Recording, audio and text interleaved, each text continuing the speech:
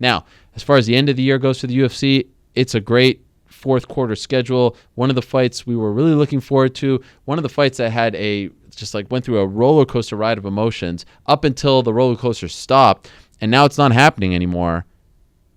That's Nate Diaz versus Dustin Poirier. It was supposed to happen at MSG. It was supposed to happen on November 3rd. We thought maybe it'd be the main event, maybe for a title. In the end, it's not happening. Wanted to get an update from Dustin Poirier. He joins us now on the phone. Dustin, how are you? What's going on, Ariel?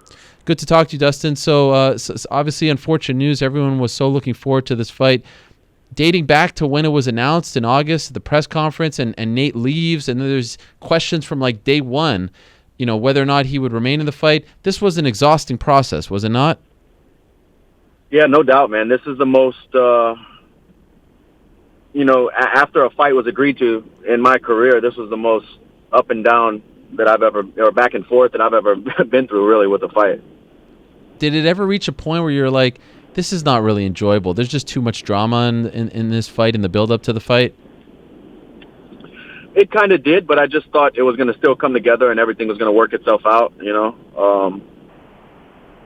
But obviously, everything happened, and I'm at where I'm at, and we'll see what's next, man.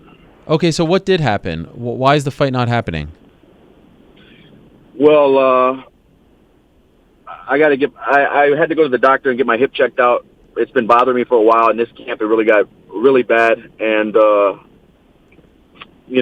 I'm flying out Wednesday to LA, get a second opinion, and I'm hoping that the second doctor agrees with the first, and then we do some injections and some stem cell, and then I'm back to moving around and back to training really soon.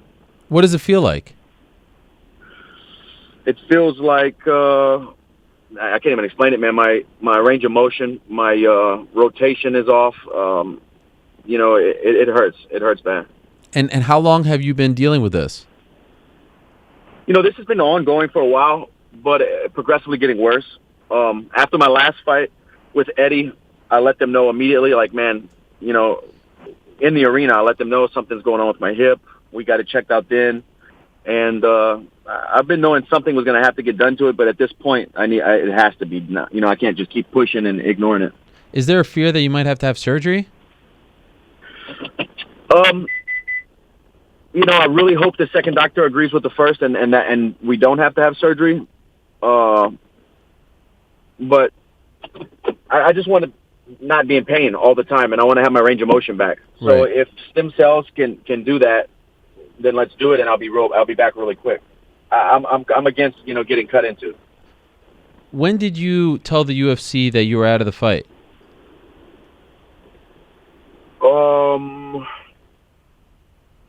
I don't know the exact day. I'm not sure. Well, I'm just curious. Was there ever, once all this drama was happening with the event and the belts and all that stuff, was there ever a point where you were in fact the main event? Did it ever come to that? I mean, it was talked about. We've never got a new contract or, it was rumored and talked about. I spoke to my management, and that's the way they were leaning. Wow, okay. And so... UFC wanted us to use us for 5 rounds. What about the belt? Was that ever discussed, the 165 belt? It was only shot down. They didn't... Discussions never opened to it. It was only no from the beginning. Is this something that you would like to see happen? Like, do you have trouble making 155, or was it just, the opportunity, just to make the opportunity even bigger, the fight even bigger? The opportunity to make the fight even bigger, the opportunity to reach my goal of being a world champion, and also less stress on my hip from all the road work and sprinting and stuff that I would need to do to get my weight down. Yes. I was looking at it that way, honestly. Okay. All right. Yeah, that makes total sense. In this process, did you ever feel disrespected? Did you a lot of fans were upset. Why don't you just put these guys in the main event? You got to fight here. Just do it. Just do it already. And then they put the female fight and all that stuff happened. Did you ever feel disrespected? Like they didn't trust you guys to headline MSG? I think they knew that if me and Nate step in the cage together, it's going to be a hell of a fight. It's going to be one for the books. People will be talking about it for a long time. I think I know that. I think Nate knows that, and I believe the UFC knows that. But the way they're going, I think they want title fights on every pay-per-view. They want the biggest fights they can get, and I think to them maybe a lot of casual fans need to have a belt on the line. I'm not sure exactly their train of thought with all that, but that's the way I felt it was. They wanted a title fight on the headline of Madison Square Garden. So would you be in favor of 155, 165, 175, 185 changing the divisions like that? Do you think that that's where the sport should go? Yeah, I do. I think that's what should happen. I think 70, 155 is for the most part an average guy's size, and so there's a lot more people at that weight, and there's a lot of people making huge cuts. But just like the argument is, there's going to be people trying to cut even more. The guys who are barely making 70 might cut more to try to make 65 now. So I think it's going to help a lot of guys out and hurt a few guys as well. How difficult was it? Because I know this was such a big fight for you, and you were looking forward to fighting Nate.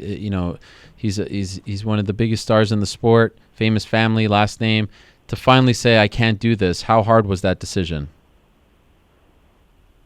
I've never pulled out of a fight in my life. I've gone into fights injured, plenty fights.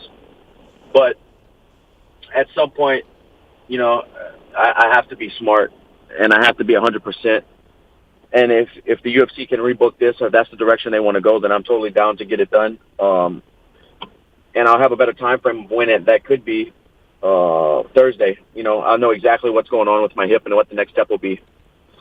Is there a part of you that is, I don't know if worried is the right word, but there's a part of you that thinks that like this opportunity won't, like Nate, just because of all the drama and everything, this may not come back to you, the opportunity to fight him? Doesn't worry me at all. I'm not making pay-per-view points. I'm the guy who's ranked at the top of the division. This was just a fun fight for me. It's not like a huge payday or something crazy. Like, it was just I'm a fan of the guy, and it was Madison Square Garden, and it seemed like an exciting thing to do. I'm not begging for this fight or doing anything like that. It was just at the right time. There was nobody else in the division open. Everybody was booked, kind of, and I wanted to stay busy, and this fight made a lot of sense to me because it was a fun fight for the fans. It was a lot of people going to be watching. It was on pay-per-view. But other than that, I want to be the world champion. Right. Did you watch? How much closer does that get me? Right. Beating Nate Diaz, I'm not sure, but it's a fun fight for sure. That's what I'm sure of. Did you watch the 229 main event? Of course. What did you think of the fight? I thought, going into this fight, I thought Conor needed to get it done early. I thought if it did get done, it was going to be the first 10 minutes, the first 2 rounds, Conor would win. I thought after that, Khabib would keep wearing on him, and that's kind of what happened. But Conor did show some good takedown defense in the opening round. I thought the longer it went, the more it was going to be in Khabib's favor. Anything happened in that fight that leads you to think that an immediate rematch would go any differently? Right now, no. It would take some time probably for Conor to, step up his wrestling game. And